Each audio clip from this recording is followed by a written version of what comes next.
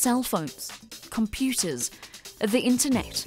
Technology is everywhere and it forms an intrinsic part of everyday life, especially in business. From admin to manufacturing, companies have become increasingly reliant on technology.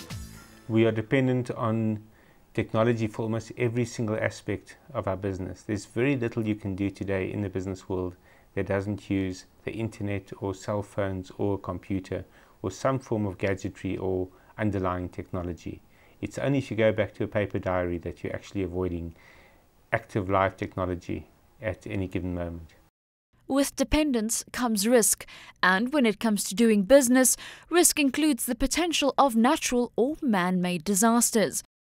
The recent tsunami in Japan has highlighted the fact that natural disasters can strike at any time.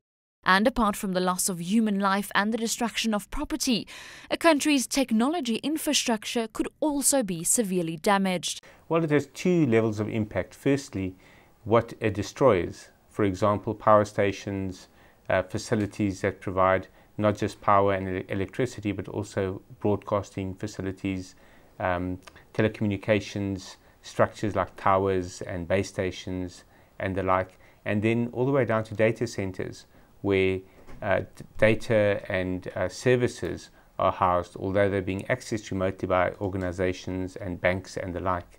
They all sit in these data centers that can be destroyed in a natural disaster. For businesses operating within the disaster zone, it not only means damage to physical property, but also the loss of critical data such as financial information and customer records.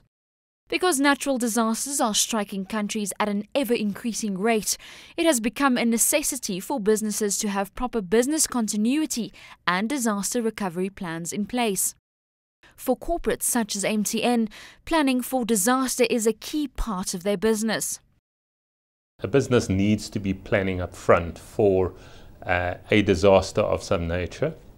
Its typical corporate governance is that you should be out there looking at what happens if the center that you have on your equipment burns down or something of that nature. The fact that we as South Africa are fortunate enough not to be in the middle of a fault line doesn't mean something can't go wrong. So I think from a technology perspective, the technology is in any case moving towards natural redundancy at the end of the day.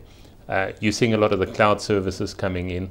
Cloud services are specifically built for multiple reasons. They're built to look after recovery, but effectively online recovery. You shouldn't actually see the effect of a natural disaster in these sort of services.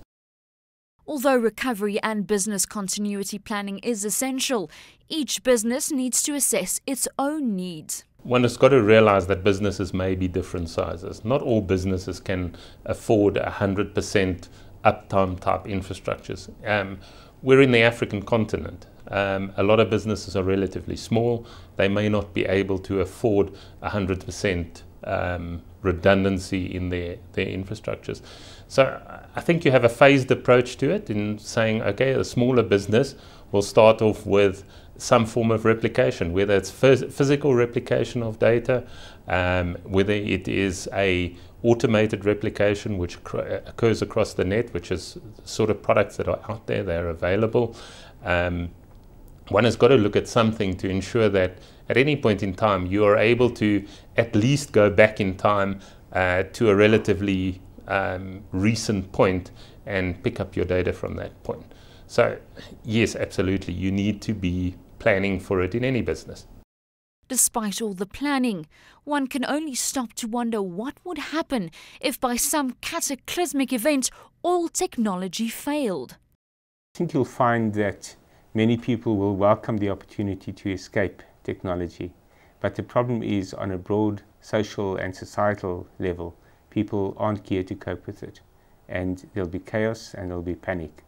So if people want to return to that state of being and a state of almost pastoral existence, they're going to have to get out of the cities and probably set themselves up in rural communities. But the key to that kind of survival is the value system that people have rather than the technologies that they would like to use, or the systems that they are used to relying on. And I'm not just talking about infrastructure systems, but also social systems. And that's going to be the key to long-term survival in a post-technology world.